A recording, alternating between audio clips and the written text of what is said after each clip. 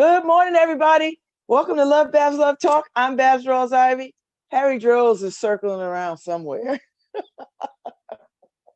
he, he is our tech guy. He'll be right back. Happy, what is today's date? Today is Tuesday, March 16th. So it's almost spring. We've set our clocks. We sprung ahead with our clocks, which I don't know. I felt it this year more than any other time.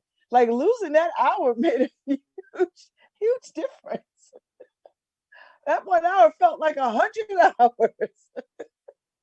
I feel it. I feel it. I feel it. And this is my countdown week to surgery on Friday for hip replacement. God knows I'm so ready because I'm telling you, the closer I get to this surgery, the closer I get to this date, the worse it becomes. You know what I mean? Like I feel like I'm dropping more things. I feel like I can barely move. Now, if I had 2 more months to go, it would still be hurting like hell. But I don't think I would be this acutely aware. Do you know what I mean? Like I don't think I'd be this focused. But I am hella focused. Uh, so I'm just ready because this has been, and I'm every day I try to imagine what it's like not to have pain. Every day I try to imagine what it's like.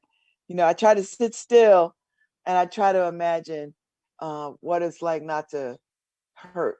And if I sit right and still for long enough, I can rise above the pain and almost feel like if I just stood up right now, I won't scream and fall to the ground crying. I don't try it because the minute I move, the minute I exhale, all the pain comes surging back. So I'm ready. I'm ready. In the mail the other day, I got a wonderful present. My friend Bet Allen, artist, is a lamp maker, an artisan lamp maker. And so she's been crafting these beautiful lamps of a series called the Light of Truth lamps, highlighting, she wanted to do something to support where we are in this moment around Black Lives Matter, racial injustice, all of that. And she wanted to lend her skills and talents to that effort. So she enlisted my sister and I to help her. And so I don't know, since last year, we started thinking about how we could craft these lamps, picking out who would craft these lamps, who would be on these lamps, what would it look like, the text, all these things. We were in the whole process. And it was it was just exhilarating to sort of work on this thing. It was a beautiful project. And so anyway, the lamps have launched, and someone bought me a lamp, and from what I understand, when I got my lamp yesterday, they wanted it to be a secret, like they wanted to surprise me. There's no surprising Babz. If I have friends, they're going to tell. So, which is fine. I don't like surprises. I like surprises that I know. I don't like surprises that I don't know. Do you understand what I'm saying? Like I love that this lamp is a surprise and who gave it to me. Thank you, Ruby Melton. And I love that aspect of it. But I think I would have been a little freaked out had I gotten a lamp from somebody I don't know, right? Like if somebody just said, now, don't get me wrong, that doesn't work with checks. So if somebody wants to send me a check for $1 million, I won't feel no kind of way about that except happy. But the lamp, I'm glad that my friend Bet told me. So she put a little card in it with some words from Ruby. And Ruby was like, I got outed. I was like, yes, girl, you got outed. And I'm glad because I wanted to thank you properly. And so she sent me the Ida B. Wells, Stacey Abrams lamp, which, both of them are my heroes, but most importantly, Ida B. Wells is my personal hero. The work that she was doing around anti-lynching in this country is just incredible. The kind of courage and chutzpah that you had to have had in those days, to run around this country, this lawlessness nation, to ask people to stop lynching Black people, to get people to stop lynching Black people was incredible. So anyway, so I got that and I posted it up yesterday. And I'm gonna show you a picture. So I posted it yesterday. I mean, it's just so that's the picture that I posted yesterday. And so thank you, Ruby Melted. And so if you want these globes, if you want these lamps, and there's a bunch of them now in the series. There's Mae Jameson, and the other sister from what's it? I think it's Mary, from Hidden Figures. She just got a building named after her. So Mae Jameson, Ursula, who was the CEO of Xerox. I mean, there's Kamala Harris and Shirley Chisholm. There's John Lewis by himself. So there's quite a few. There's Sojourner Truth and oh gosh. So there's a bunch of lamps that you can go and look at. And half of the proceeds, because the lamps are $150. Yes, it's $150 there because they're artisan lamps. Thank you. Oh, thank you, Harry. They're artisan lamps. And you cannot make these lamps for free. They're well done. They're beautiful lamps. And they're things that you would hold as heirlooms to pass down. So the lamps are $150. They're worth every penny. They're probably worth way more than $150.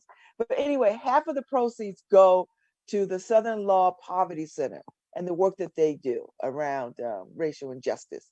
And so if you care anything about that,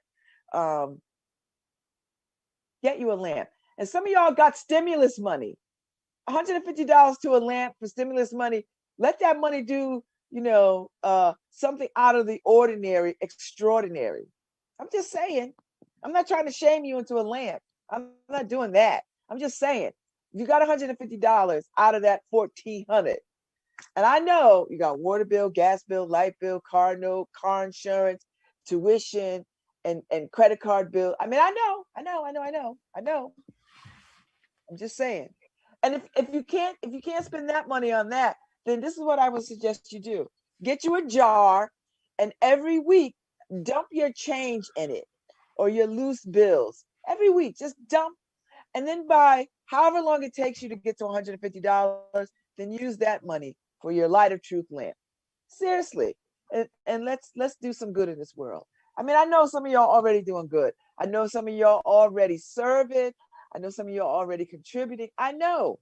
This is just one more ask on the top of a gazillion asks. I'm just saying. So just, the lamp. Glowgoods.com.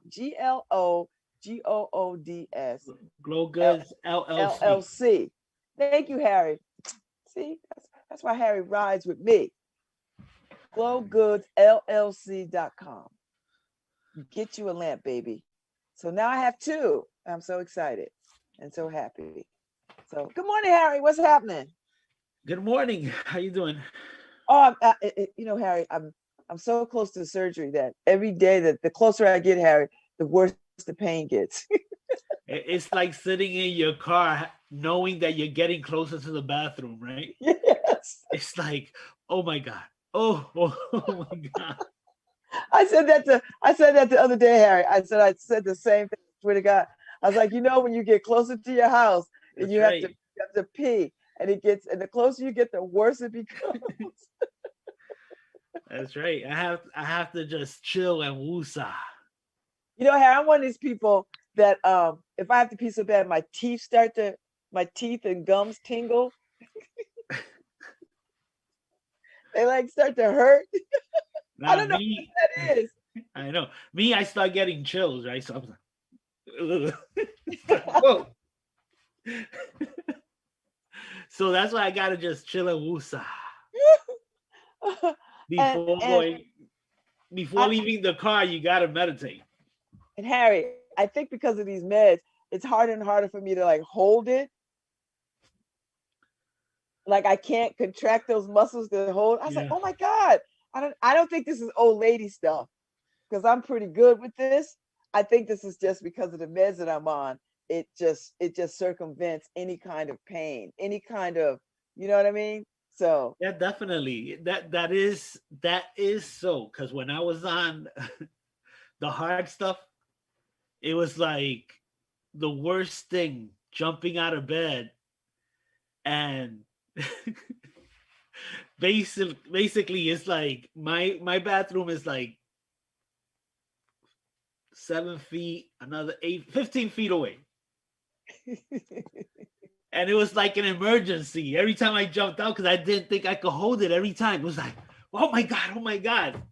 And Karen said, you know what? We're just gonna get you a bottle, the urine, the bottle, so you don't lose your mind every time. Because I will wake her up. Ah! Like, ah! I used to scare her. Harry, you scared me. And that was coming off of surgery, right? So Oh my God. it was really scary because I thought I wouldn't make it every time. Oh my But God. Oh my God. That is too funny. It's still cold outside, Harry. I thought they said it was supposed to warm up. It's still cold today. I haven't been out yet. I've just been listening to the news. I'm well, going out today. next week it'll be 70. Oh my God, Harry. So you know what I'm gonna be doing? I'm gonna be convalescing on my porch. I think if I'm Oh, yeah, I think I could convalesce on the porch. well, uh I've been scolded because my wife asked for your address Hmm. a while ago and I haven't given it to her. You have it, don't you, Did you send it to me? Harry? You know I what, told you I Harry? don't remember where you live. It don't matter that I dropped you off. Don't count on me remembering stuff. I like that you don't remember, Harry, because if the Russians was ever looking for me, you would have been able to give me up. Well, Oh no! Oh! That's a different story. uh, You might happily and magically, well, uh, if miraculously remember where I live. if my fingernails are being pulled off, I might remember. I'm texting it to you right. Oh my God, you are silly. We got good guests today, Harry. We got guests today. We've got Dr. Robert Brown is coming back today. He Yeah, should be. he's in the waiting room right now. Oh, okay, okay. And then Nico Wheadon at 10:15. Okay, well, let's get Dr. Brown in so we can have a good conversation because I really wanted to make sure I had enough time for him this morning All right. because Nico is coming on, and then hopefully you and I could catch up at the end. And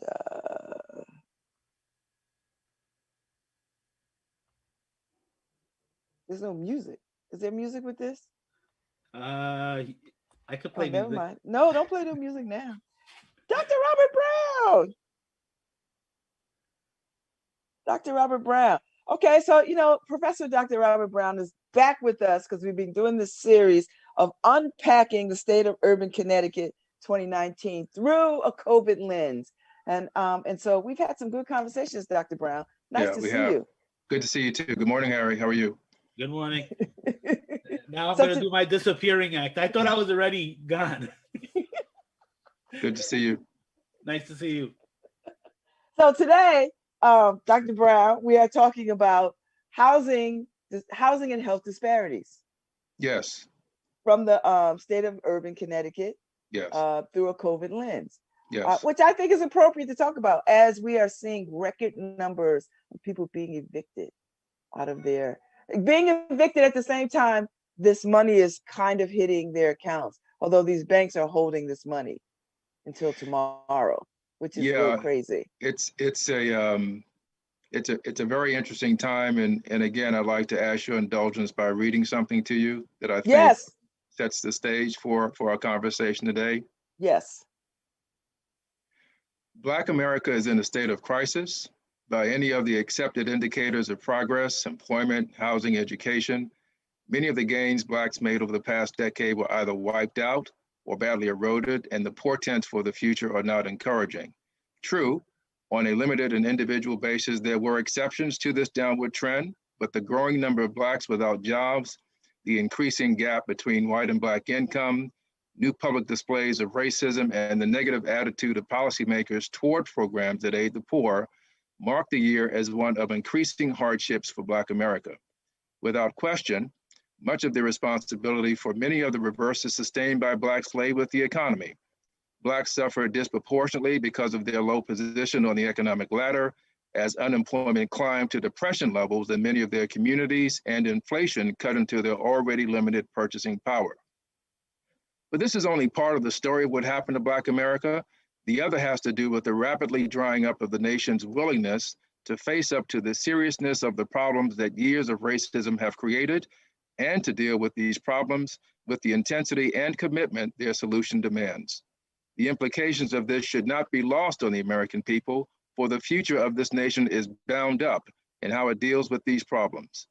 To be remembered is that other societies have disintegrated when they ignored signs of spreading poverty and disenchantment among their people. It can happen in America, but it does not have to do so. The hour is late, but there is yet time to set the American house in order. And that, Babz, are the words of the late, great Vernon E. Jordan Jr. on the occasion of the launching of the State of Black America in 1976. Wow. So 45 years ago, we were where we seem to still remain. And that sounds like you wrote that yesterday. It sounds like you wrote it yesterday. And when looking at the legislation that was passed and signed by President Biden last week, that is going to go a long way to help provide some immediate relief. It's also going to help, I think, lift for the first time significant numbers of people from poverty, but it's just the first step. When looking at a state such as Connecticut, we know that there are extremes sometimes in wealth disparity. And one of the ways that we measure this is the ability of a person or family to live in housing that's safe and affordable. Mm-hmm. But when looking at Connecticut, and generally speaking, I should say, the housing authorities place acceptable levels of rents at 30% of a person or a family's income, take-home income. But when you begin to get beyond the 30% threshold, Babz, we're talking about 35 and 40%. We're now talking about a person or family who is considered rent burden. In other words, a much larger portion of their income is going to rent. But for those who are what we call severely rent burdened, they are paying in excess of 50% of their income. So if we look at the New Haven region, for example, and this was the data that came out of State of Urban Connecticut. So this is going back 2 years to 2019.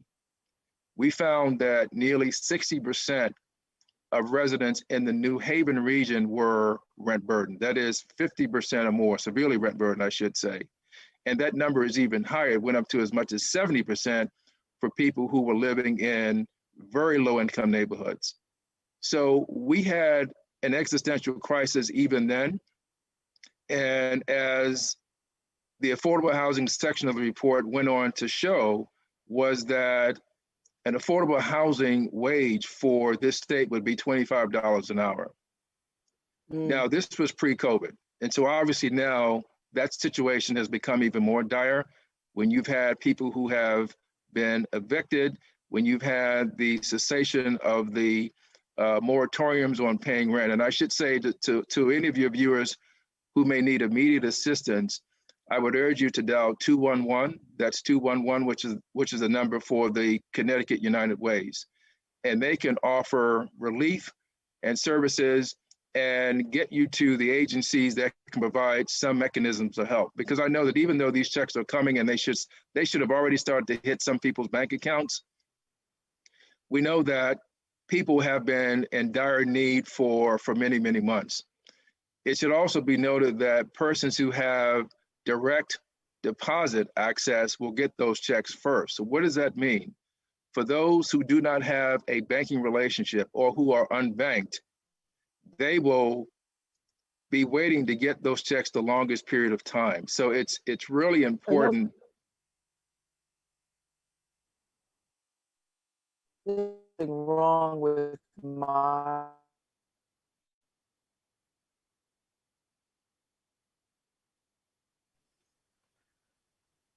I can see you, but it looks like your screen is frozen. Yeah, she's frozen. Okay. You could continue. She'll join us again. Okay. I was saying that for those who may need immediate assistance to dial 211, which is Connecticut United Way, and they are across the state, but they can provide services and resources for people who may need immediate assistance with rent, utilities, food, and the like. So when we talk about so how come, Dr. Brown, that we are stuck on this $15 an hour and we're not talking about what it requires for people to pay rent, a decent rent in that, whatever that threshold is, that 30% threshold of their income? How come we're not having that conversation? Where did it go wrong where we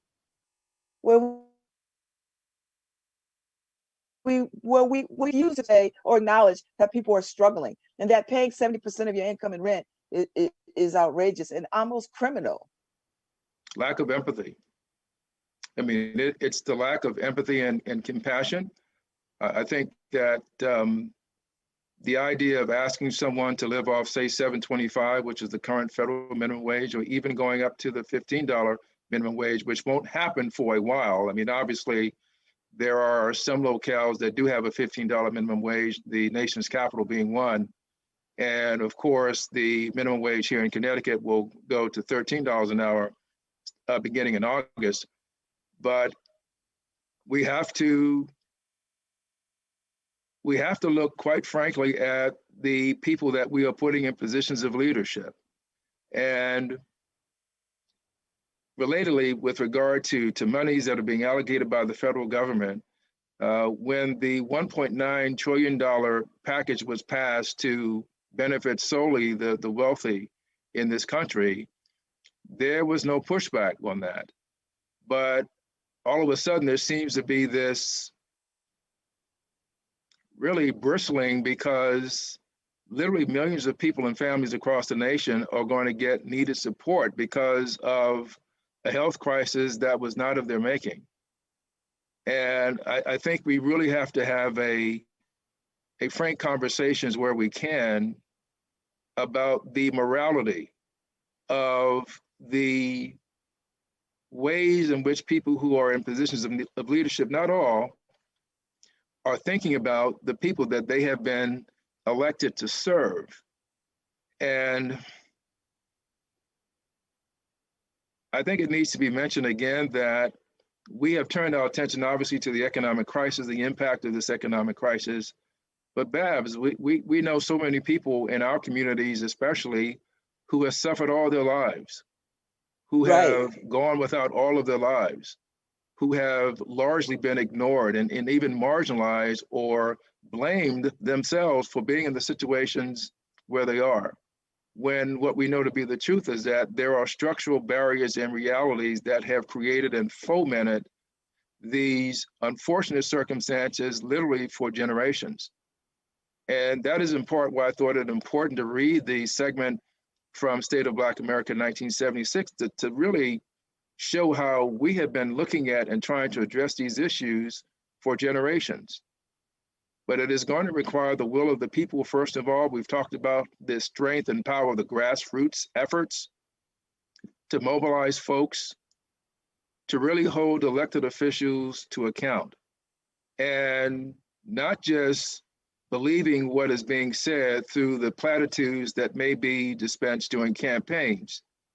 But once that person is in office, ensuring that the platforms upon which they ran to help make life a little better for people is in fact effectuated when they get into positions of power. Mm-hmm. So when we start looking at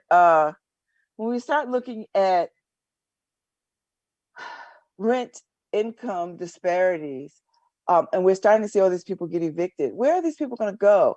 And what happens? And $1,400 is not going to get them into another home. Listen, that $1,400 will be spent as soon as it's received, because people have gotten so behind that this $1,400 can't be a one-time only.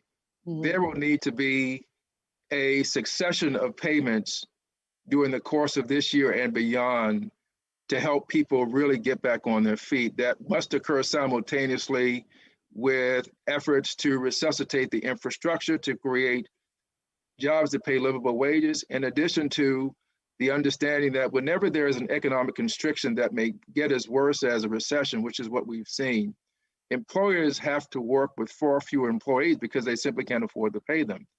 But one of the downsides, as bad as that is in many instances, those employers then become accustomed to having a smaller workforce. So when things begin to rebound, what you find is that the jobs that were previously available may no longer exist.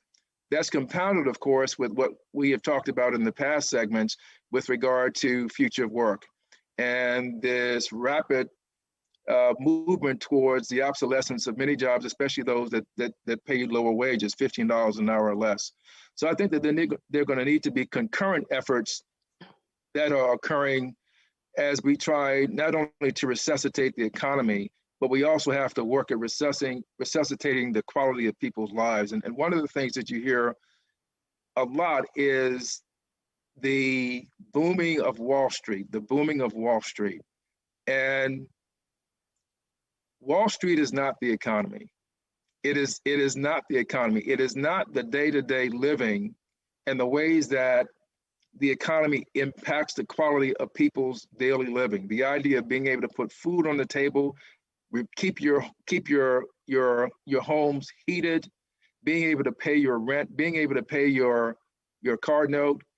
I was just having this conversation with some of my students yesterday, and I was talking about the impact of not only the public health crisis that is COVID-19, but also the economic stress that can be created.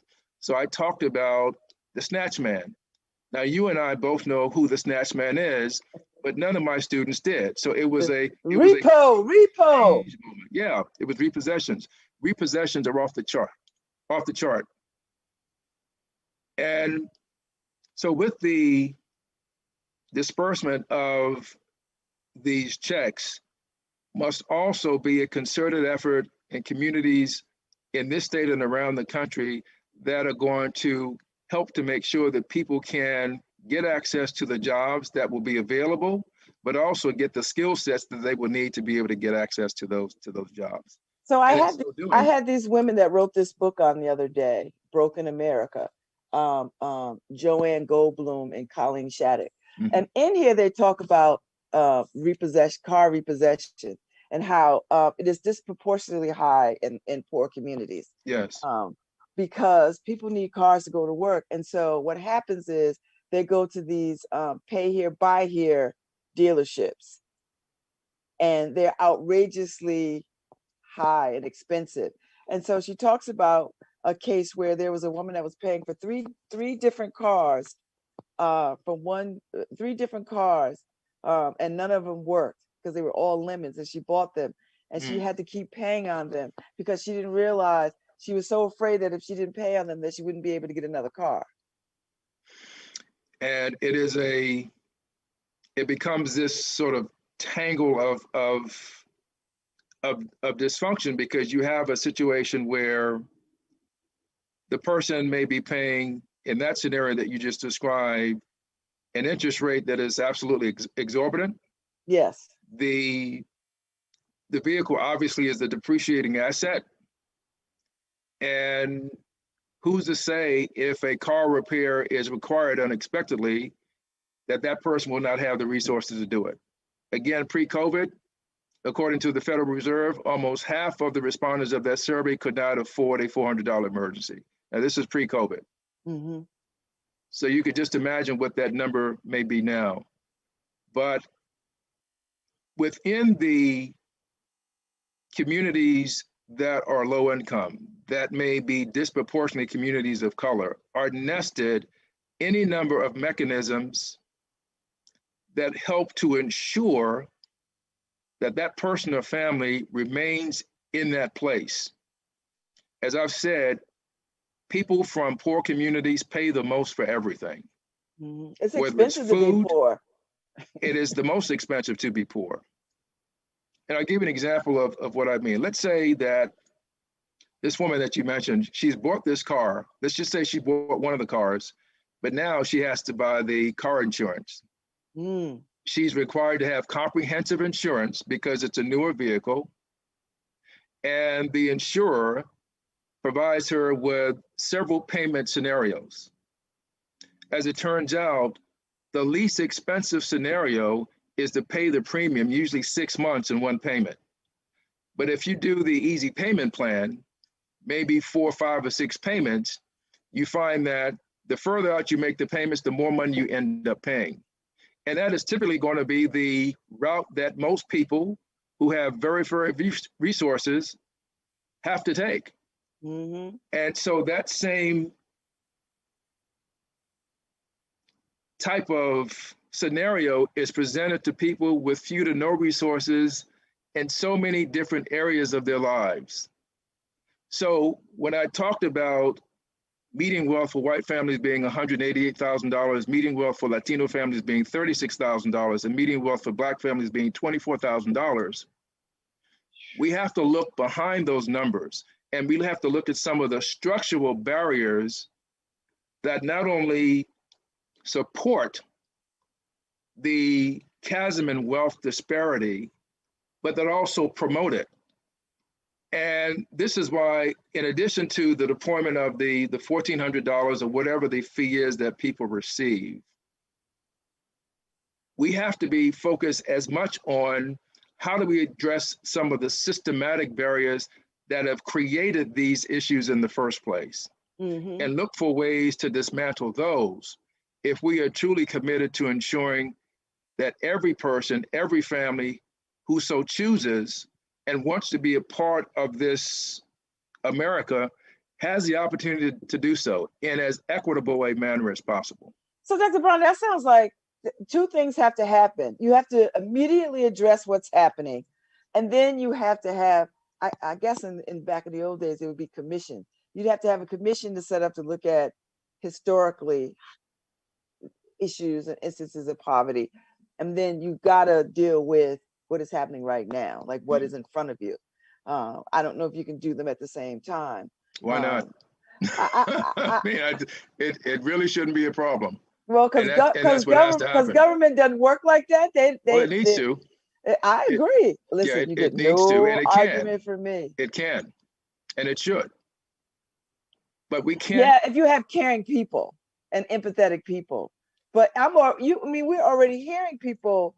I mean, look how hard they fought Biden, this administration, just to do this $1,400 and some of the other things that are in this legislation, like some of these other groundbreaking kinds of things. I mean, it was almost as if they just didn't want people to have any hope, any opportunity to rise up from this, that they just wanted to create.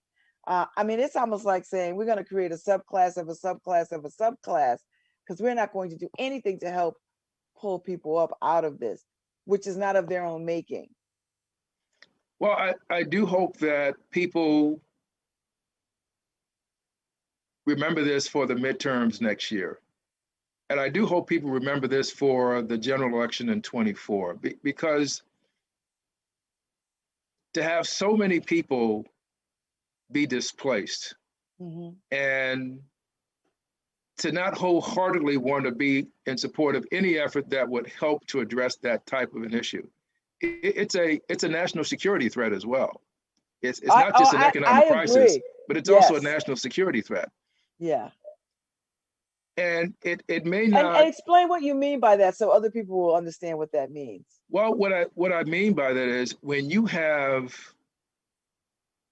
significant levels of joblessness, economic disenfranchisement that is fueled by a public health crisis, where people may not know where to turn, where to go, where no help may be available, you run the very real risk of there being a collective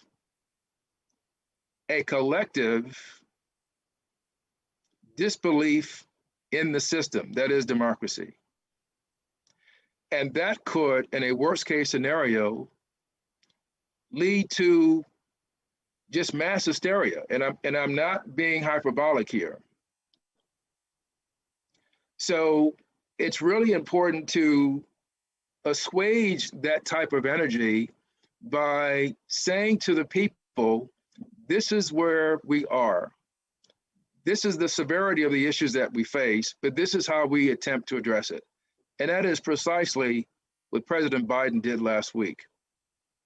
It was as if he was having a conversation with a group of close friends. And if you watch his address to the nation last week, there were even moments, Babz, where he leaned in to the camera. And that really spoke volumes to me, because it was saying to me that he understands. He was expressing empathy, and he was trying to demonstrate a connection between himself and the American people. Mm-hmm. And that's what we need now. There are so many people who have lost hope now, Babz. There are. No, now, I one see of the areas that we have not covered is mental health. I mean, that's a topic unto itself. But the mental health toll that the pandemic and economic crisis have taken on the American consciousness has been staggering. As a nation, we have not grieved, we have not mourned the more than 500,000 people we have lost to this disease. Right.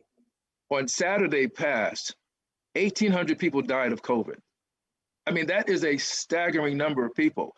So there's so many areas of vulnerability now in the American populace that we have to be very, very deliberate in our attempts not only to address the immediacy of these issues, but also to bring to bear long-term solutions that are going to be meaningful to a variety of groups of people across the country, regardless of race, class, or region. Mm-hmm.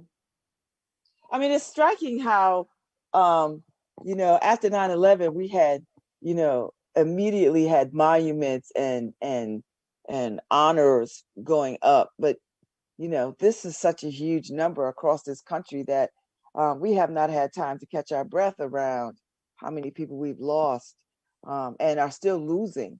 And are still losing. And still losing. And now that we've got some new threats around this pandemic, all these variants.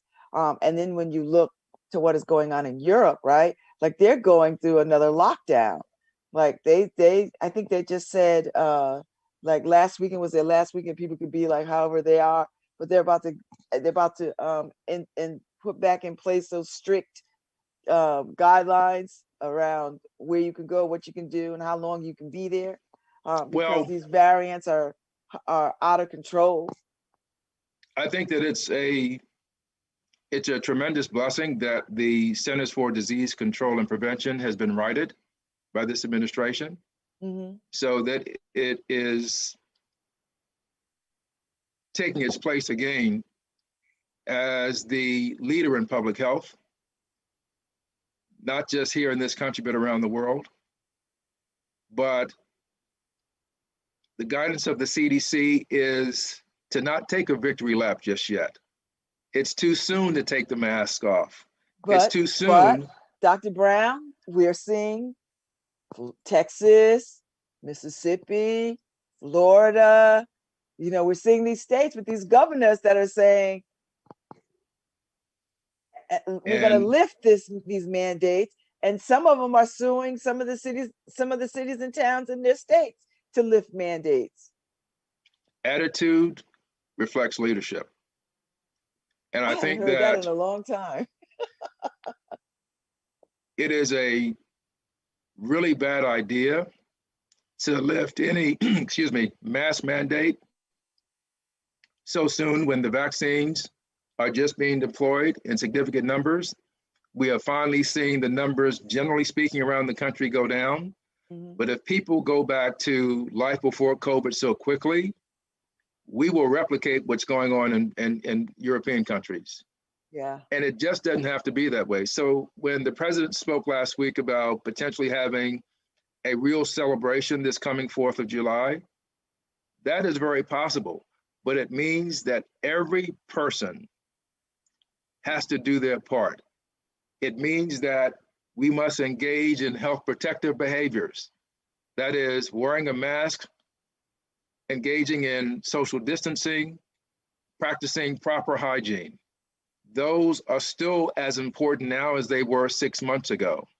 Because if we're really going to put this disease in check, understanding that there will be variants of the disease, which we've already begun to see, we have to make sure that we can get to that place of herd immunity by vaccinating 70% or so of the U.S. population. What I find interesting, Dr. Brown, is that people don't take they don't see that we have pretty much wiped out flu. Like, I think that's a more compelling example of why we do this, because we weren't thinking about flu and all of this, but look what we have done by simply following these kinds of protocols of wiping out flu. Less than 200 people in the whole country have died from flu, as opposed to thousands of people.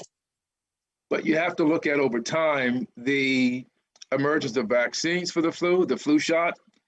You have to look at the ways in which people perceive the flu.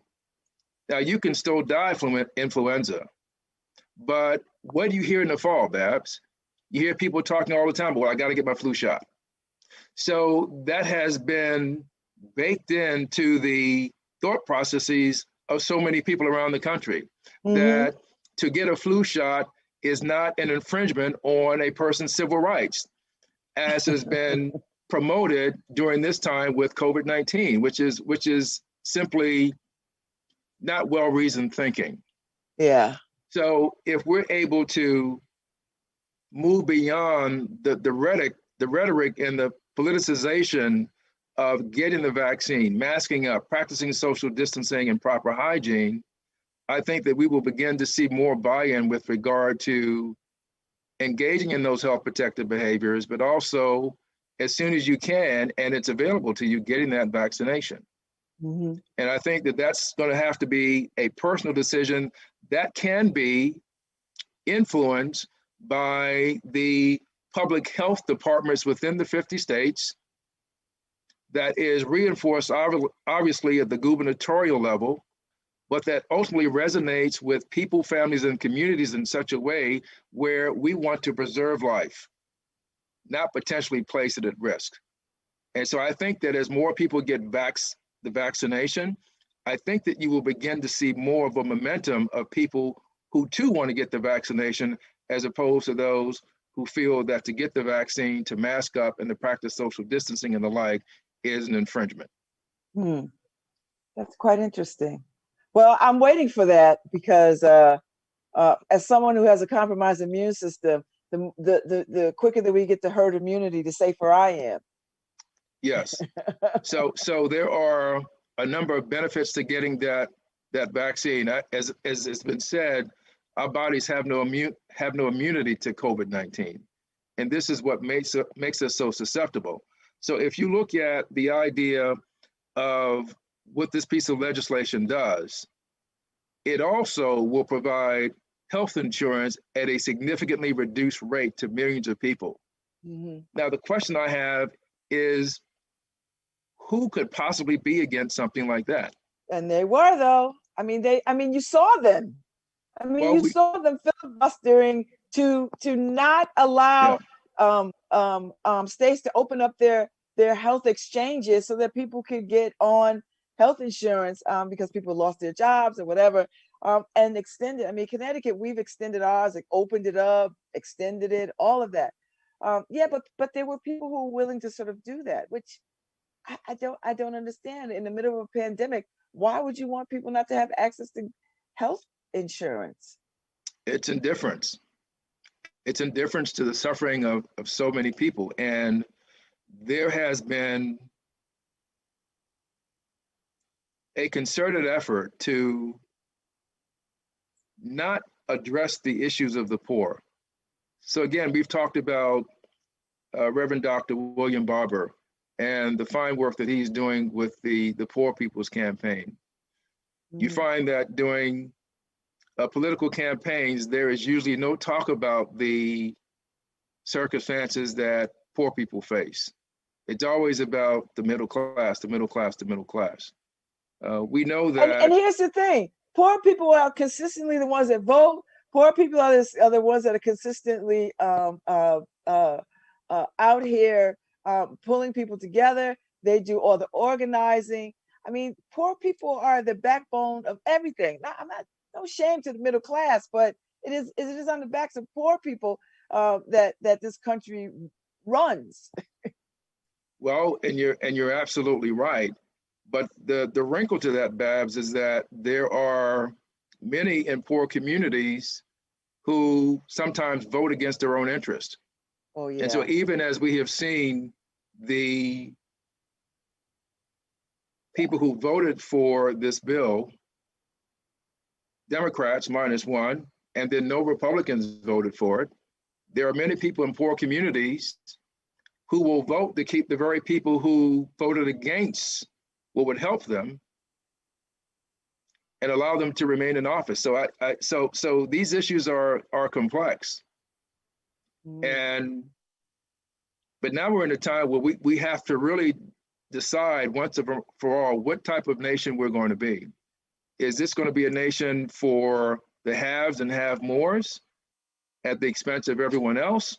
Or is this going to be a nation where we are, through policy, providing mechanisms, services, programs, and empowerment that is going to not just lift people who are in poor communities up for a temporary amount of time, but place them in positions where they can remain lifted. So I'm hoping that this is a conversation that is already happening in state houses, certainly at the federal level, because now is the time.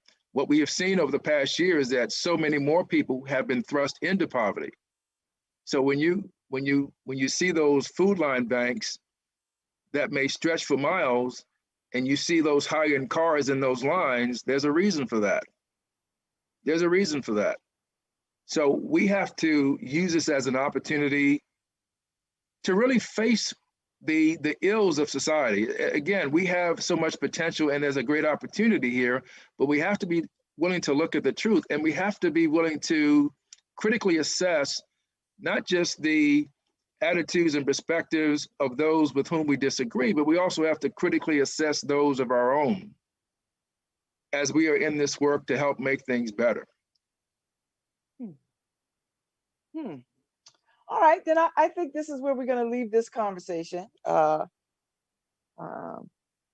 now. And I'm glad that I get a chance to talk about this housing component because I think as we watch people being evicted, and I believe there's money in this legislation that will help people get access to bringing their rents current. I just hope it gets to enough people in time so that they, that we don't have all these people in the streets, all these people looking for housing. That just would not be a good look. Yeah, and I hope too that there have been mechanisms that are put in place to make sure that people who are unbanked get their money as quickly as possible. Oh, and yes. And that's yes. That's another dimension to this that I've not heard much conversation, but that needs to be a part of this, because otherwise, if you are unbanked, forget about not having direct deposit, then you're potentially looking at not receiving that money until sometime in April, maybe. Yeah. And people need the help now. Yeah. Yeah. Well, thank you, Dr. Brown. It's always a pleasure having you here. Now, I'm away for a few weeks. Yes. After this week. Yeah. So I won't be back till I think the second week of April. But I'll definitely be back in touch with you before so we can set up more of these conversations. Yeah, and I'll be in communication with you while you're away. Thank you so much. Okay, This always has good really to be with been you. enjoyable. Yeah, I've Thank enjoyed you. it too. I so appreciate these conversations, and other people will appreciate them too. I want you Yeah, to good to know. know. So enjoy your rest of your week, and thank you so much, Dr. Robert Brown. Okay, and continue to be well. Thank you. Thank you. All right, Harry, I know you want to get these call letters in. You got about 2 minutes. See, I did that right today. Hi, this is Babz Rawls-Ivy from New Haven, Connecticut, and you're listening to WNHHLP 103.5 FM, streaming live at newhavenindependent.org.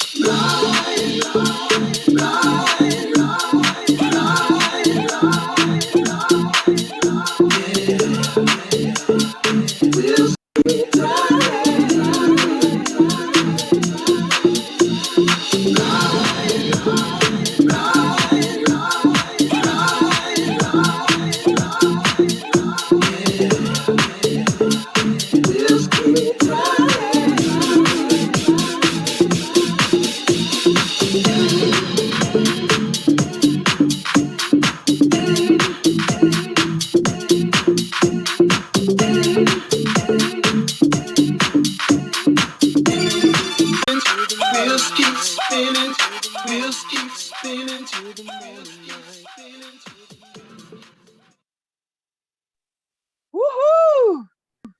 Happy Tuesday. That was a good conversation. I love these conversations I get to have with Dr. Brown. It's just a godsend to have these conversations with him. You know, he's such a brilliant man. I find that very attractive, Harry. I love his brilliance. I do. I really love that I can, on a Tuesday, I can have this conversation. I just love it. I love this job, Harry. Like, I have the best job. I have the best job. No one has a better job than me, except for you. No one has a better job than me, Harry. Hands down. I don't care what people say. Yeah, I get to. It's true. You get to tickle your brain whenever you want. Yes, Harry. And I don't get to I don't have to like Paul never says you can't have this kind of guest on, or you can't talk about this, or it just wouldn't look right. Like I have no there's no boundaries for me. Boundaries, yeah. Do you know what I mean? Like, first of all, I have my own boundaries. I'm not gonna have crazy on here,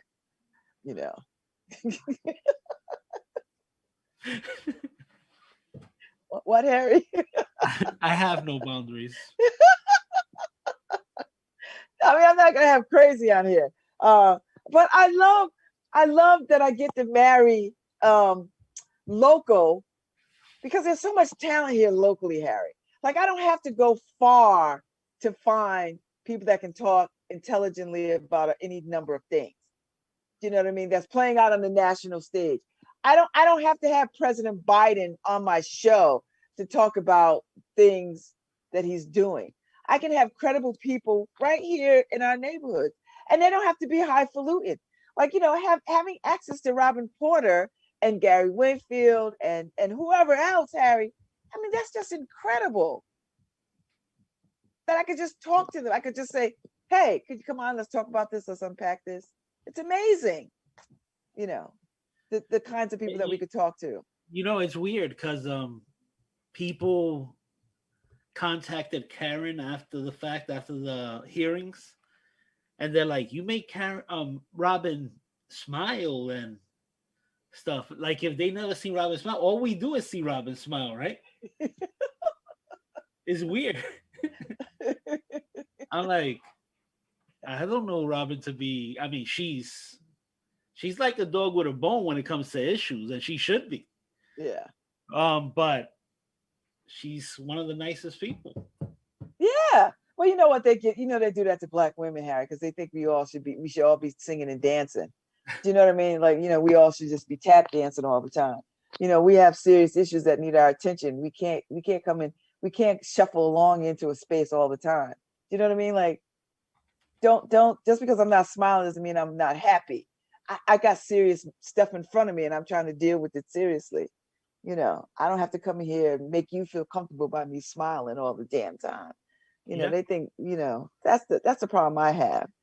You know, Black women, we just can't be women. We can't be anything other than somebody's, you know, beat down mule all the time, you know. Yeah, Don't get me started. I think it's Black people in general, but it's like Gary when he's on, you get him to smile too, and I'm sure people go, wow, because if you look at Gary and when he's dealing with issues, he's a serious, he's a serious guy. So and a lot of that's because, you know, you being tried, Harry. You know, they try you. You know, they try it. I get it all the time. I know they try it. So yeah. So I think the point that I'm making is that, you know, we have so much. New Haven is such a great place, and I love the way that we have grown this little radio station. That people look forward to hearing whatever's going on over here. You know, like people still listen to NPR. Don't get me wrong. Nobody's gonna give up their NPR. But this is real community grassroots kind of stuff, Harry. Like this, it would be a huge void if this didn't exist now. Yeah, I think NPR is more staged for me, but that's for me. Yeah, no, and they are, Harry, because they have a formula. You know, it's a formula, and I get it. Right, and this is real, actually representing. There's no formula. Right, it's real representing real. There's no formula here. You just do us. That's it. We do the real. That's right. You know, they're very polished on that NPR, which I like. I appreciate polish. I do. But I also like what I do over here. That I get to talk how I want to talk. I don't have to use the NPR speak. I mean, I can, but I like the way that I get to talk over here. You know, it's a different vibe, and I like it. The NPR is never going to have somebody like me on their stations, right? Like they're not going to have me. They're just not going to do it. Yeah, because first of all, they don't know what I'm going to say or what I'm going to do. So so it's like that's a no. they have to, you know, they'll give you a script with guidelines of how far you're willing to, you know, you could go. It's a totally different feel, but you know, this is why this is community radio. Yeah, you know? And it's good community radio. I listen to all kinds of things. I listen to all kinds of things on this little radio station that I don't get to hear in other places. And I love that we get to take our time with guests. That nothing burns me up more, Harry, than when I'm watching these shows or I'm watching people be on other shows, you know, on networks and stuff. And they have a guest that I'm really interested in. And then they shut them down 2 seconds in, 3 seconds in. And then they push them out the door, out the chair. And I was like, can't you just unpack this a little bit more? Like, no, because they have an agenda. They have, you know, I mean, I don't want to criticize NPR anymore. No, I'm not criticizing. No, yeah, I like NPR. I listen to NPR all the time. This is not a criticism. But it is different, Harry. I like they have a box that you have to fit into. Yeah. I like being able to just sit and hear people talk about whatever it is that they're talking about. And we get to do that over here. You know, we get to take time with people in ways that other places don't. I mean, I say that about CBS Sunday Morning. And I love CBS Sunday Morning. It's one of my favorite things to watch, Harry. I learn so much all the time. Love it. You know. And you're not gonna find somebody bouncing on any. No, well, yeah, no. No, but that was a good interview. The guy is brilliant. You can't argue with that, right? There's so many issues. Oh, I know. There's issues within issues. I know. I mean, it got so many layers that it's just incredible. I mean, it's how to unpack all of this. What's going on right now in America is just. Well, that's why I love that I can have him on, like he's not one and done, Harry. Yeah. Like he could come on, and we could spend the time, you know, every other week unpacking some aspect of what is happening. Yeah. You know, I love that. You know, not like, oh, you get 2 seconds of a sound bite and then you're out. Like I'm gonna have the women who wrote this book, I'm gonna have them back, Harry, because I think there's so much more to talk about when we talk about poverty. I don't think we talk enough about poverty in this country and what that looks like. And there, you know, here's the thing, Harry, there's more poor white people in this country than there are poor Black people. But you never see poor white people, Harry. You never get that picture of poor white people. You know what you get? You get poor Black people and crime and Black people and Black people and Black people. You never get these poor white people that are struggling, you know what I mean? That are up against it, you know, and who are not talked to and who are not, you know, I mean, you just don't see it. And I think if people saw that, you know, it would tear down a lot of barriers and a lot of myths. Well, and the thing is that it's not even close. When it comes to being poor, the numbers aren't even close. Right. You know, so it is. You're right. Is a narrative that it just they've refused to actually show, because it would actually show that we're all in this stew, in this pot together. Yes. And You if you fix some, everybody can be fixed, right? Like if you just right, it would actually show that if you fix issues within our communities, it'll actually help other communities. It will. It You will, know, Harry. It's not about just, you know, what they do is they set it up so that we're helping just this community, and it never works like that. And then people think, oh, look, they're just helping these poor Black people want so much, they're getting so much. Like, no, if you just elevated Black women, everybody gets elevated. Everybody, Black men, Black children, white women, white children, elderly, everybody gets lifted, Harry. There's nobody else that gets lifted the same way. If you just elevate white men, guess who benefits? Just white men. But if you elevate Black women, everybody around us is elevated. Right. And before we go to our guest, you know, what he was saying about the 1400 is so right. I mean, that's not going to be even close to enough. And we need to not let these politicians off the hook. Let's not celebrate 1400 because that bill was so massive. That bill was so massive, and you only got 1400. Yeah. So yeah, but there's a lot of good stuff in it, and I can't wait to see it all roll out. So yeah, but it's gonna take a succession of $1,400, Harry, you know, over a period of time to get people out of these situations. Otherwise, we're gonna have I agree with him. It's gonna be a security problem, you know. And the thing is that what we all have to remember, and the people who are against the $1,400 checks, is that this situation isn't a situation that we brought on ourselves. This was a situation where the government shut down everything. So that's beyond our control. So since the government shut it down, the government has to help you open up, get back up. And let's not forget that there were people already on the floor who couldn't get up.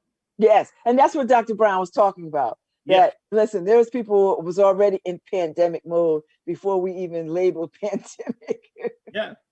So anyway, at any point we could have declared a state of emergency for a lot of people. Yes. Mm-hmm. All right. All right. So Nico Wheadon, I'm so excited to have her on, Harry. I've been chasing this woman for a year. I've been chasing this woman for a year. Oh, stop it. From the moment I met her, I was like, okay, I'm chasing you now. Let it begin. Let How it are begin. you? I am good. Let me shut all these windows because you know how that's not helping anybody. I'm good. How are you? Good. So everybody, this is the fabulously talented and beautiful Nico Wheadon, who I met. Let me tell people how I met you. Okay. Um, you came here to run Next Haven. We were all Okay. holding our breath, waiting for Next Haven to be birthed into the community, and you were part of bringing it to fruition and bringing us our first cohort of resident artists, and I think into the second cohort of resident artists.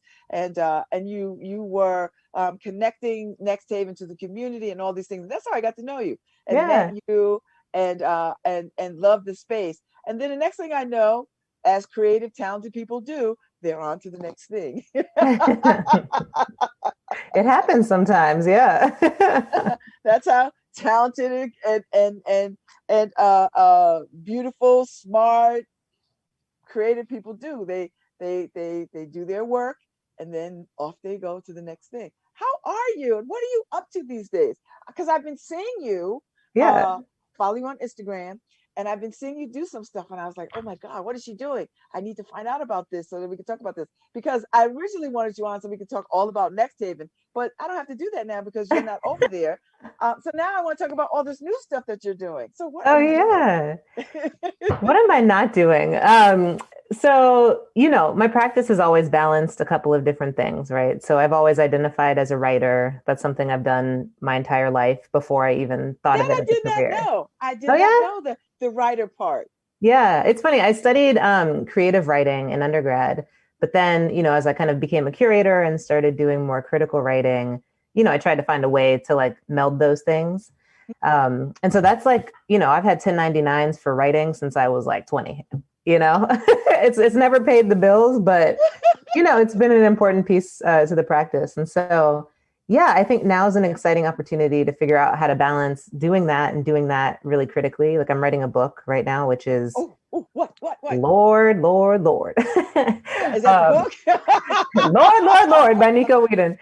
Yeah, it's funny. I mean, so the book I shouldn't even say I'm writing it. There's a community of people that are writing it with me. And there are different folks that I've come into contact with, over the course of my career. So like artists, educators, curators, writers, community leaders. And we're all kind of like speculating on what the future of creative practice looks like in and around institutions. Yes. And And everybody's so, having this conversation.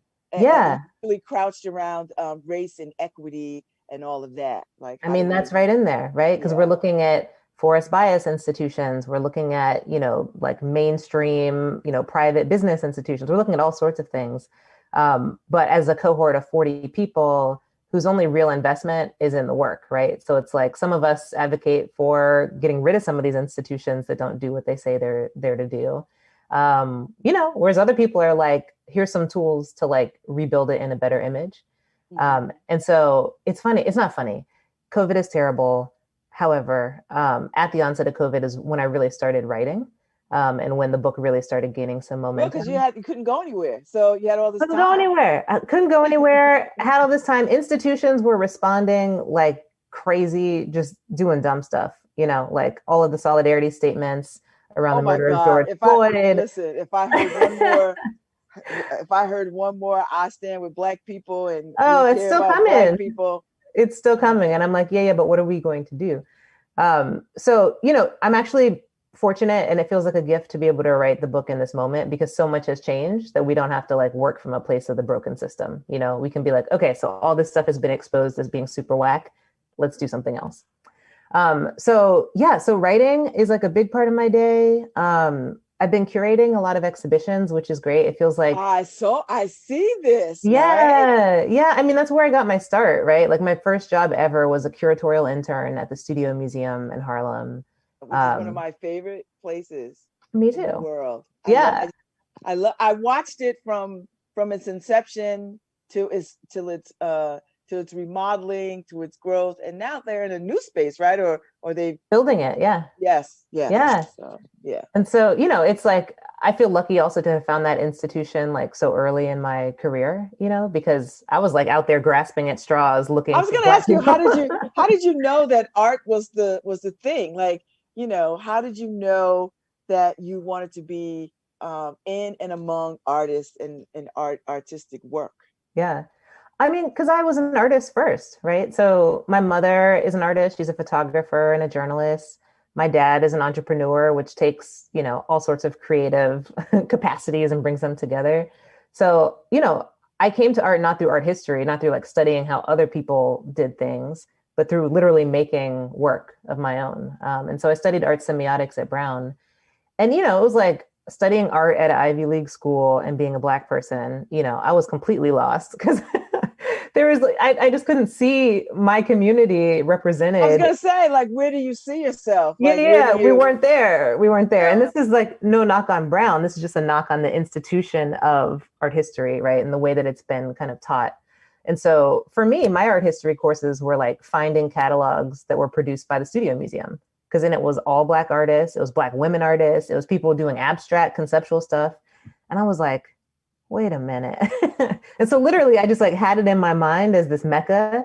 I was just going to say, it's like your mecca, like you just get on a train and like, take me to the mecca of Studio Museum in Harlem. That was it. So my friend Tim, who's my best friend, we both got in the car, loaded all our stuff in, moved to New York like the day after graduation from Brown.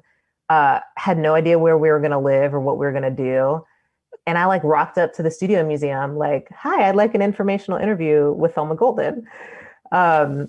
Yes, that happens all the time. Right. People are looking at me like, that's not the process. But, like just through various channels of like being persistent and, really wanting to, like, I wanted to learn from her about that institution. I wasn't like, give me a job. I was like, how is this place? Like, how does this exist? Like, oh, this is so amazing. I just want to understand how it functions. And I understand that. That's exactly what I did for Essence. I wanted to know how it functioned. And I went over there as a little volunteer first. And then they hired me. So that's right. I get it. I don't know if young people could do that now, but that's what I did. So I get it. I mean, I tell my students all the time, because I'm a teacher too, but I'm like, there's such a pro hack. It's like, once you figure out the email address for one person at an institution, you basically know the email addresses for everybody that's there if you know their name. And I was like, don't just reach out being like, hi, my name is, but like, if you have a question for someone that shows that you're genuinely like interested in them as a person, that's like a question that you can't find the answer to on the internet, reach out. You never know what's going to happen, right? They could just ignore you. Or if it's like me, I respond to basically everybody that reaches out to me because I'm curious. I'm like, why do you think I'm an expert in that thing? That doesn't make sense to me. Tell me. And so it just depends. But yeah, I mean, I was really fortunate to find the Studio Museum early on. I think I've worked there 3 different times in my career. So I've kind of like landed back there in different capacities. But, I started by saying like this return to curatorial work, which I think for me it just feels really good. I've always worked directly with artists. That's like how I frame everything. So even my writing is working directly with artists, teaching, working directly with artists. So to be able to do that and like build worlds, in the form of exhibition. And to do curatorial work means you get to decide who you get to have in the space. Is that accurate? There's a couple different ways to think about it, right? So I'm an independent curator, right? So I don't work for just one institution. So if I were a curator at, Babz Museum, then say there'd be like a seasonal rotation. I like that. Right. I do too. There'd be like a seasonal rotation of exhibitions. And so I would be, in charge of doing all the studio visits and writing the essays and, just generally coming up with the framework for how artists come together in space. And doing that with like art history in mind. But as an independent curator, what's really freeing is that, I'm able to go to institutions or institutions can come to me and say, we're really interested in this topic. What do you think about it? Like as a thinker and a practitioner, and then which artists would you bring together to have a critical conversation about that? And so that's what I've been doing. I've been doing independent projects for future fairs. There's a show up right now at at Sapar Contemporary in New York, and another one coming up at Welland Gallery in June. And And yeah, I love it. I love it. It's like, I don't have to worry about how to fund the thing because they come with their own money and they're like, you know, because I'm like, this is the idea and this is who I want in this space. And this is why it's important. And yeah, it's an opportunity to start a conversation, you know, and before we get off track, I want to get back to the book because I want to hear like, before I deep dive into the curatorial life, I want to hear about this book because I'm sure, and all the players that are connected to it. Okay. So the book, the title is like, I'm not even gonna tell you because it's a work in progress. But for a long time, it was rooted in this idea of museum citizenship, right? So what it means for people to be a citizen of the museum space, but more importantly, like what it means for the museum to be a player in the broader ecosystem, right? For the museum to be accountable as like an entity out here. And so a lot of that was question, who are museums for? Do you ask the question, who are museums for? I asked, who are museums for? Do we need them? Like, what is a museum, right? Because in a modern kind of manifestation, I don't think it holds the same definition that it has historically, but we have to contend with like the roots, the colonial roots and the practices of these institutions, regardless of how progressive they are today. Museums could be, depending on where you are, you know, a fencing house for stolen goods. That's right. No, that's right. That's right. And so, you know, it's a loving critique of museums. I'm a person that's worked in museums for over a decade, but I didn't go to museums as a kid, right? I'm not like bound to them in any kind of way. I don't feel a duty to like make museums work, but I do feel a duty to make museums as public institutions, like representative of the public and responsive to what's happening in culture today. And so I think artists are real leaders in that conversation. And so, you know, the first round, the book uses the roundtable format. So this is why I say I'm writing it in community. It's not just me like click, click, click, click, click, click. You know, it's like transcriptions of different conversations that kind of come together under this umbrella of like, how do we ask our museums to do better? And if they don't, where do we do the practice elsewhere? Mm-hmm. And so the first roundtable is 4 artists, some of whom you probably know, Jordan Castile, Miguel Luciano, Lena Puerta, and Sean Leonardo.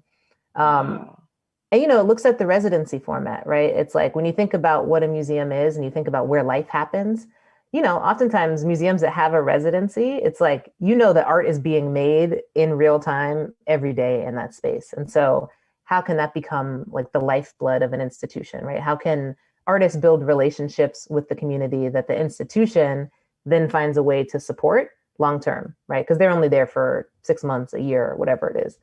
And so, you know, we break it down, like, because they've been in residence in all sorts of museums, right? And so we break it down, where it works, where it doesn't work, who's involved in making it work, and then the real duty to community, right? Which is the piece that kind of seems to go away when the resident artist moves on. Okay. You know, because imagine it's like Jordan Castile, she had these amazing portraits of men in Harlem, right? Street vendors. And I mean amazing. Like, I'm not just using that word because it's easy. It's like, these are beautiful portraits of Black men that you would see every single day if you lived in Harlem. And, you know, for some of them, it was their first time coming to the museum, was coming to see their portrait, and they brought their whole family. And it was beautiful for me as someone who's like programs and community engagement. I'm like, this is it. This is the stuff. This is why we're all here, right? But then, you know, Jordan goes on. And so how does the museum carry those relationships with those men forward, but also with other people that hadn't found their way to the museum as a home? And so it's those kind of questions, you know, which is like, whose duty is it to kind of make those relationships last?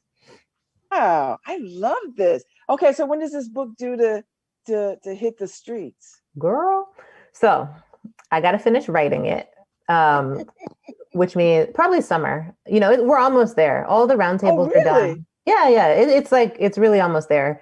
But yeah, now is the part where I have to write, you know, the bridge between everything. So we have these 10 roundtable discussions, and it's like, well, how do these all fit together? And what are the tools that we're trying to share with people, you know, trying to do work wherever they are? So that's the fun part, but it's also the part that is like keeping me up at night.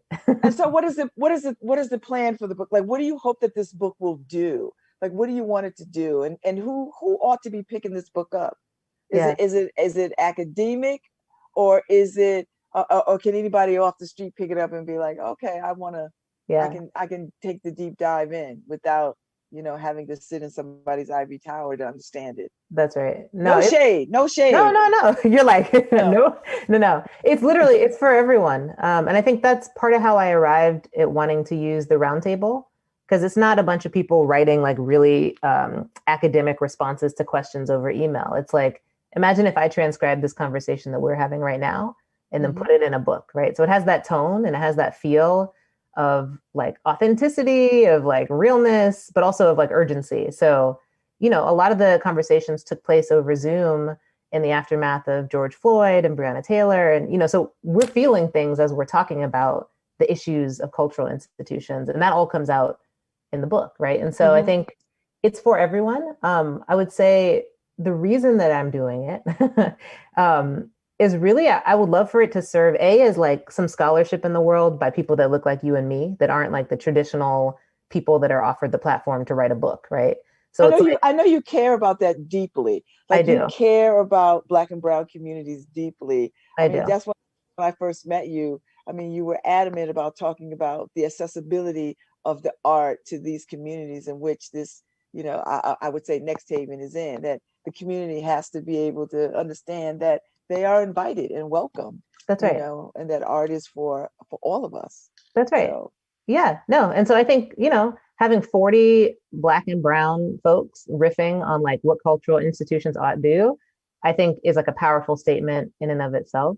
So that's like part of it, right? It's a huge part of it. But I think the other part is imagining like all the future cultural practitioners and like all the future museum leaders that are in positions right now that are struggling, right? Because they're like, I want to do things differently, but my boss says this is how we've always done it. Or like, I have an idea for a really radical program, but the board won't let this department operate in this way because, right? And so it's really permission for those folks in those positions to say, hey, you know what? Like, look at these people who are doing this work with great success, right? It's not just that they're doing it and, there's no outcome that can be measured. Like, they're doing this work and it's transforming communities. Like, why can't we do it?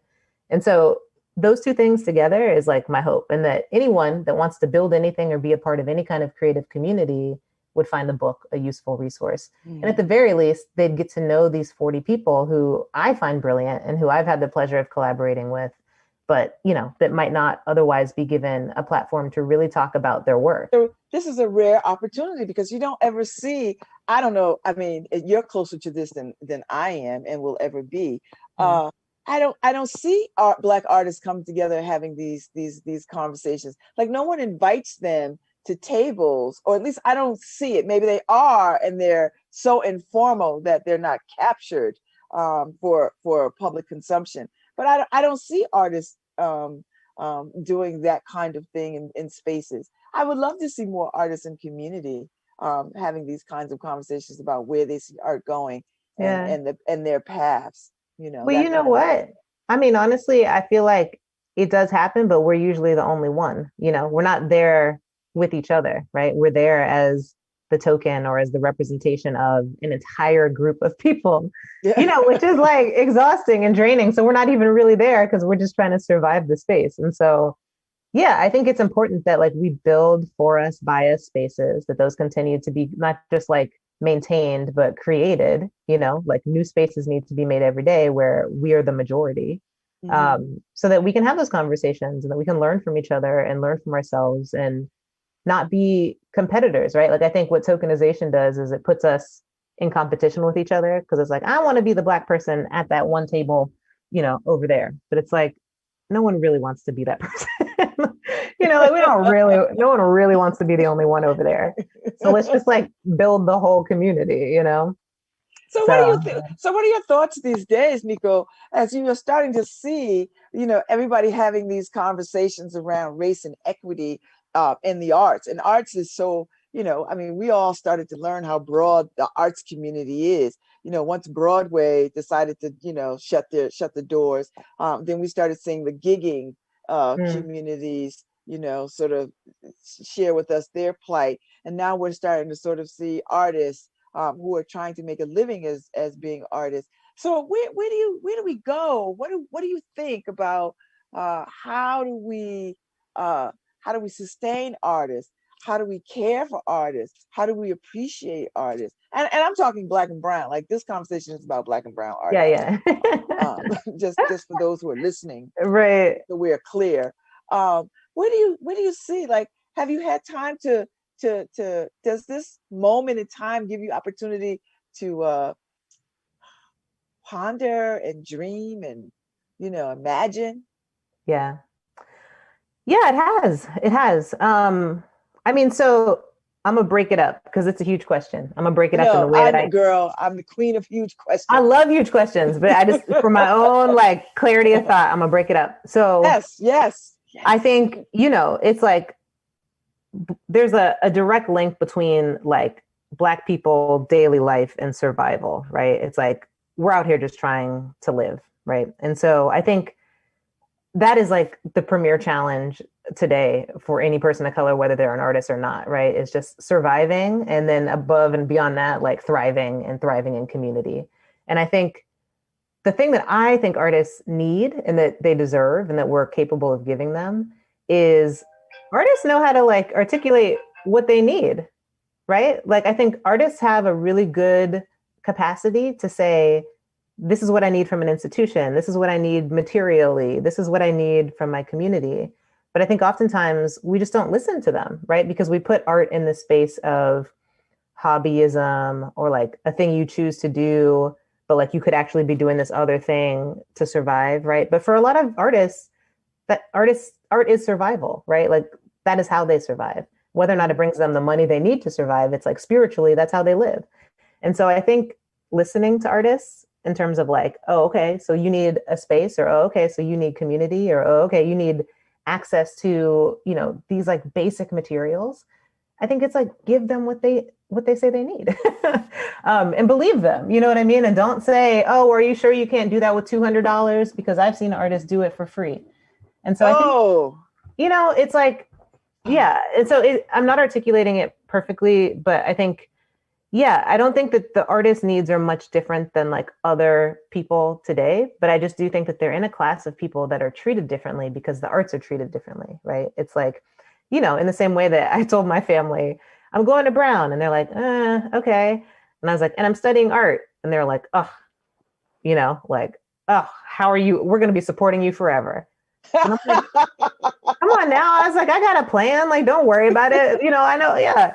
But it's like, at what age are we taught, like, don't ever choose art if you want to survive? And that's a very Black family. It is a Black family. What your family is, but that's a very Black family dynamic. Like, yes. That's a very... No, it is.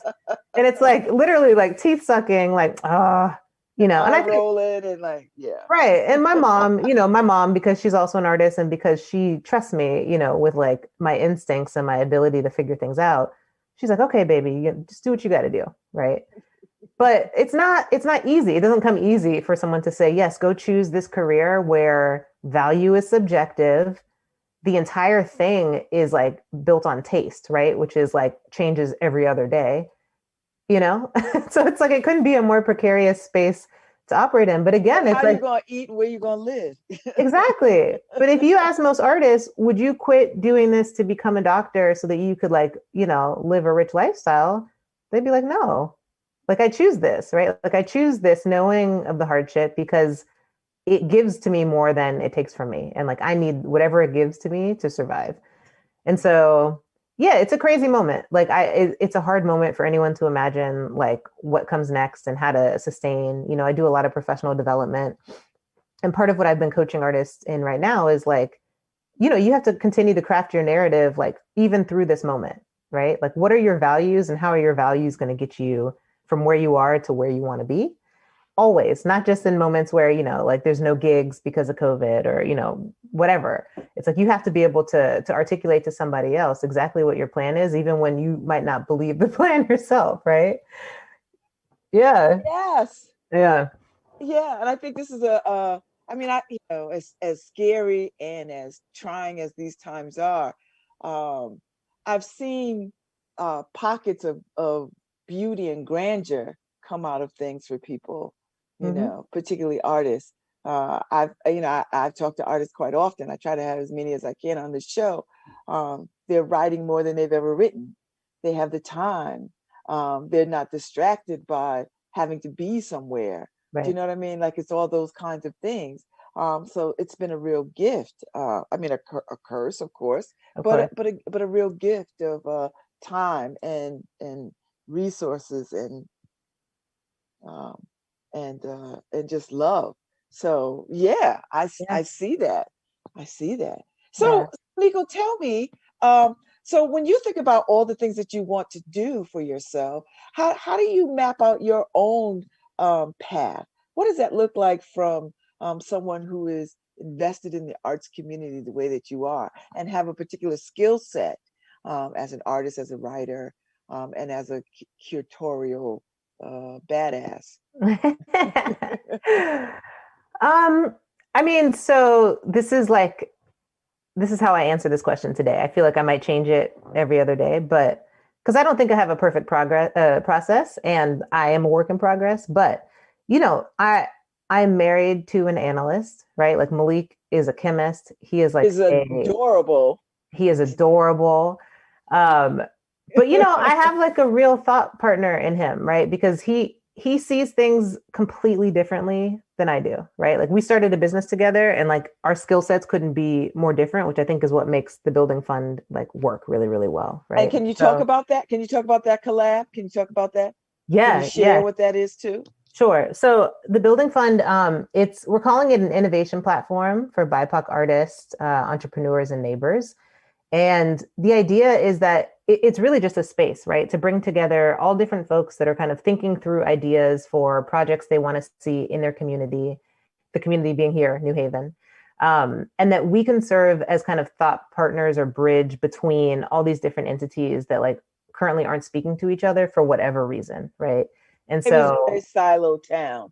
It is a very silo. They try not to be, but it always tends to end up that way.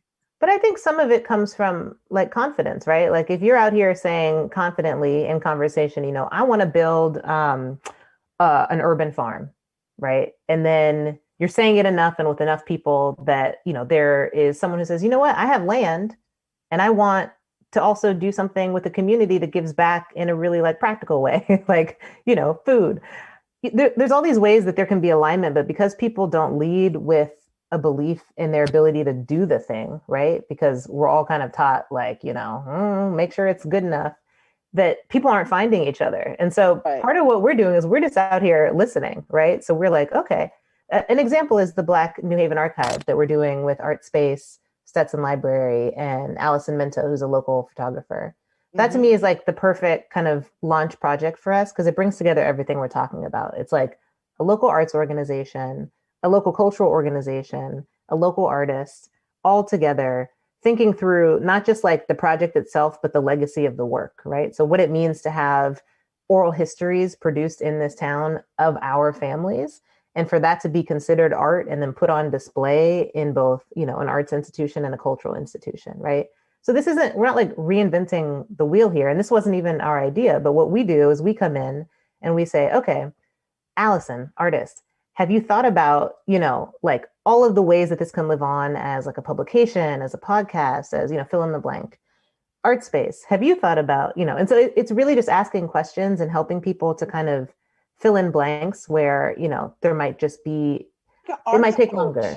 Like an arts coach, right? Yeah. Like, everybody needs that. Like, people don't understand the value of having somebody to walk you through thinking out loud, a plan or an idea. That is very invaluable. It's true. And, my hope is that, so we started something called Talk Shop, and it's basically anyone in the community that wants like some of our time can sign up, and they can just spit out an idea and we can work through it together, right? So serving as thought partners, even with people that we don't know, because we don't want this to be like a closed system, right? Where it's like how do people find that? Like, it's just how do people reach you for that? Yeah. So if you go to bldg.fund, building.fund, that's our website. And on the contact us page, there's, a link for you to sign up for Talk Shop, which is like a 20-minute initial session where we kind of talk through what your idea is. And again, you could be a teenager at home, bored, that's like, you know what, I want to start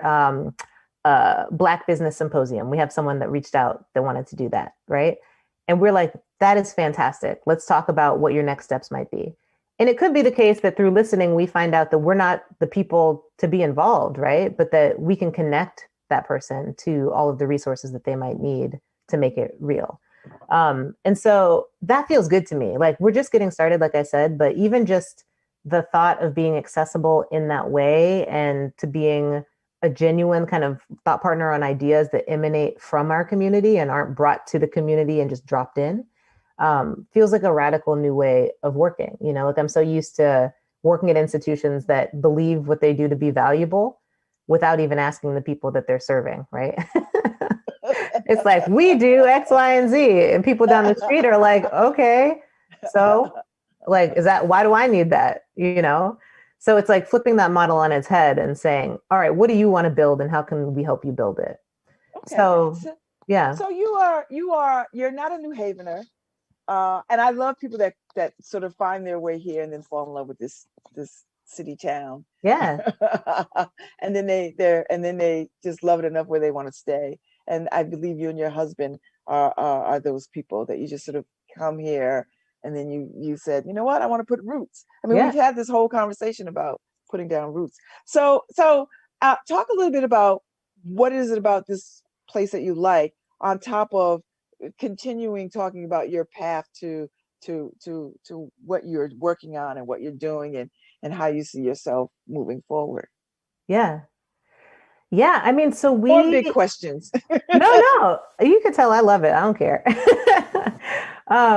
We love New Haven. I mean, it's hard to express it clearly. I think part of it is that, you know, we came here for a very specific opportunity, but also a belief in like the broader sense of possibility that was present here, right? So I moved here for a job, but the only reason I was comfortable doing that was because I believed that my partner, who works at the intersection of science and business and entrepreneurship, you know, could find a home here as well, right? And so I think there's an alchemy of like awesome things that come together in New Haven in a way that I haven't seen in other cities, or that if you see it, it's so big and out of control that you wouldn't even know like where the front door is, right? And so I'm inspired by the fact that different sectors collaborate here in really tangible ways. I'm excited by like just the history of Black people and innovation in this town and like all that's been created here, both creatively and otherwise. And I see, you know, some challenges that I think are not specific to New Haven that I think are like systemic challenges that I'm interested in being a part of addressing, right? So what does it mean to have a monolith like Yale and to have all these itinerant creative communities that kind of come in, come through and leave, while also having a base of like creative people that are of this place, right? So how do these creative communities speak to each other? How do they work together? What can be produced by like literally just being like, hey, y'all, do you see each other?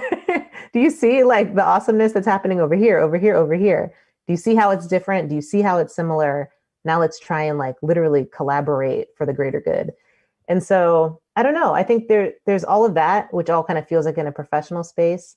Mm-hmm. On a personal level, you know, like I feel like healthy here. You know, this is so funny. I laugh about this, but we like go for hikes.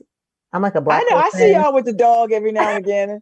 I see y'all out. I was like, there they go with that dog. You know what I mean? Like, I'm a Black person walking in the woods with a pit bull. Like, I would have never in my life dreamed that was like a way that I spend time, and I do it every day. You know, and it's like, I don't know, like I'm inclined to get out into nature. I'm inclined to go for drives and to see different parts of the state in a way that, you know, I love New York, but it's like, I was so run down from just trying to keep up with the professional piece that there was no personal life to like cultivate. You know what I mean? Like, it was just like weekends were like, whew, made it through another week. You know, get into bed for the Saturday and Sunday. That's right.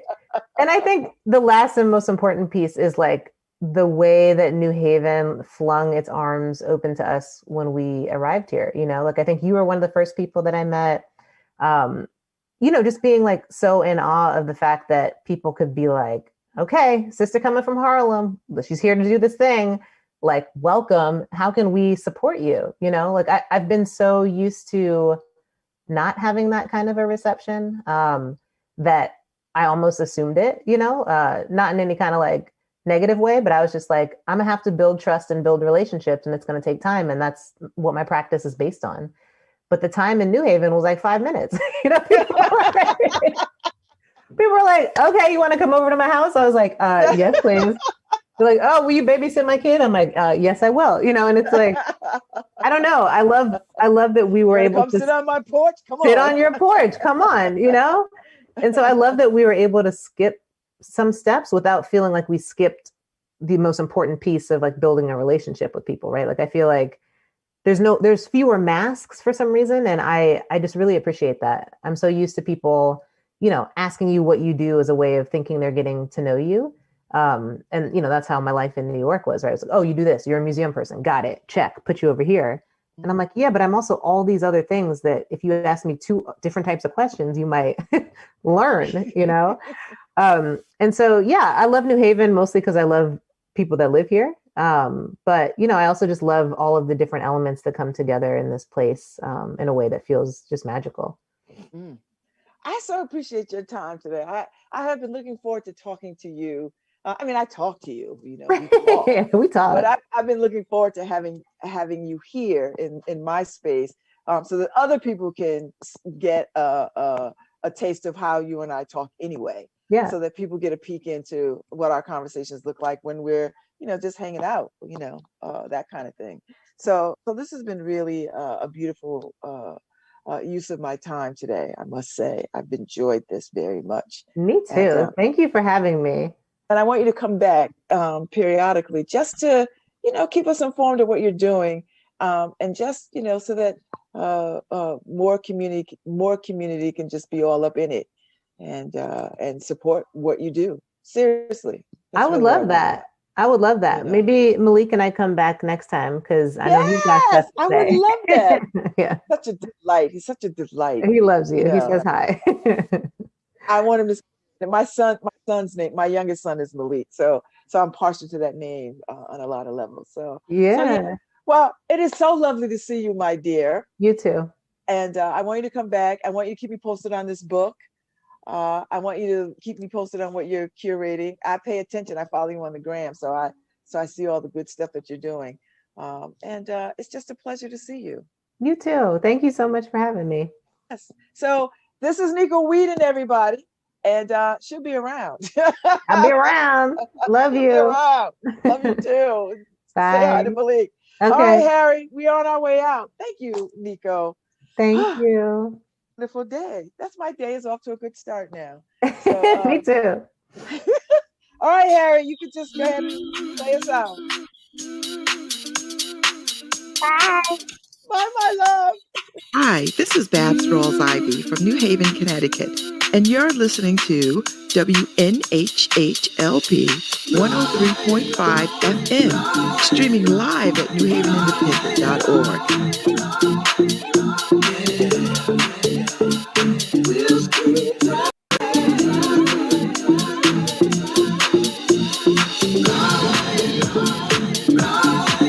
Are you trying to put something on the screen because it's not showing up?